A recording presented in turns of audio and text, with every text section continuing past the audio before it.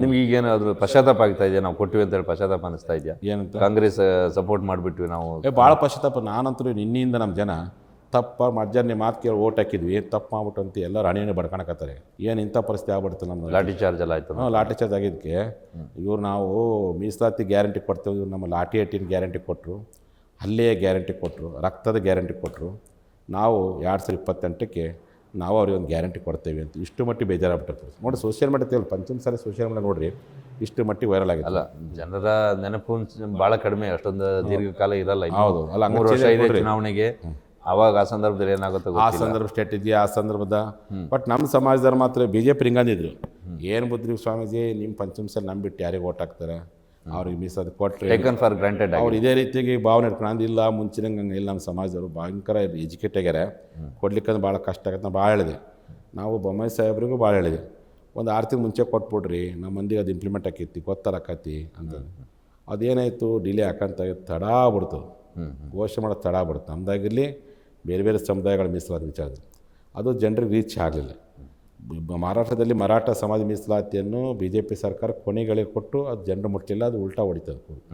ಈಗೇನು ಮಾಡ್ತು, ಸರ್ಕಾರ ಬಂದ ಮೇಲೆ ಮೀಸಲಾತಿ ಘೋಷಣೆ ಮಾಡ್ತು, ಮತ್ತು ಆ ಸಮಾಜ ಈ ಸರಿ BJP ಸಪೋರ್ಟ್ ಮಾಡ್ಯಾರ ಇಲ್ಲಿ ಮಹಾರಾಷ್ಟ್ರದಲ್ಲಿ.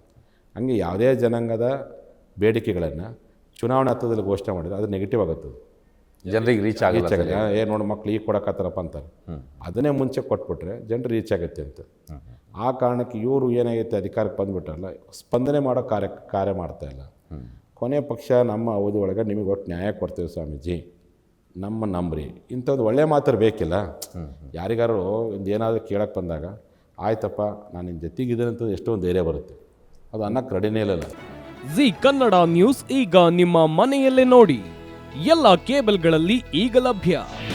ನಿಮ್ಮ ನೆಚ್ಚಿನ ಜಿ ಕನ್ನಡ ನ್ಯೂಸ್ ಈಗ ಸನ್ ಡೈರೆಕ್ಟ್ ನಲ್ಲಿ number 292, Tata play number 1664, Jio TV number 1334, NXT digital number 30, in cable number 30, city networks 51, U digital number 162, GTPL number 17, Rockline telecommunications number 42, Shri Basaveshwara cable number 168, rural cable network 60, Vinayaka digital 57, Abhishek cable 821, city channel 53, Siddeshwara cable network 57, V4 digital Infotech 628, Surya digital networks 53, Gajanan digital number 836, Malnad infotech private limited number